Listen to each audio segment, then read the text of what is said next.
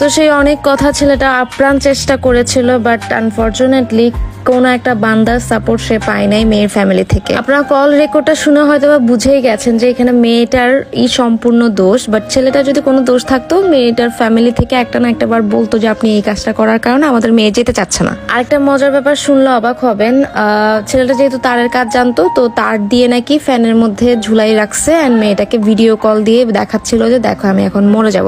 But মেয়েটা নাকি ফোনটা কেটে দিছে, বাট সবই জানতো, মানে সে তার ফ্যামিলিকে চাইলে বলতে পারতো যে আপনাদের ছেলে কিছু একটা করতে যাচ্ছে। এদিকে সকাল হয়ে গেল, তো সকাল 7টার দিকে ছেলেটার মা দরজা বাড়ি দিল, ডাকতে গেল আর কি তার ছেলেকে, কিন্তু ছেলে দরজা খুলে না। 7টা থেকে 8টা হয়ে গেল, দরজা খুলে না। জানলা দিয়ে দেখতে পেলো যে তার ছেলে নাই আর দুনিয়াতে। সো এইভাবে একটা ছেলের মৃত্যু হয়ে গেল। জিনিসটা আসলে আমার কাছে খুবই খারাপ লাগলো। সো বিয়ের মতো পবিত্র একটা জিনিসকে আপনারা এভাবে হেলাফেলা করেন না, সুন্দরভাবে সংসারটা করেন। ইভেন জানেন আপনারা, ব্রাইডের ননদটা কিন্তু আমাকে কবরের সার্টিফিকেটও দিতে চাইছিলাম, না আপু এটা লাগবে না, কোনো সমস্যা নাই। সো এই ছিল আজকের কাহিনীটা। আপনারা সবাই সেফ থাকবেন, ভালোভাবে কেয়ারফুল থাকবেন, এই আর কি। সবাই ভালো থাকবেন, আল্লাহ হাফেজ।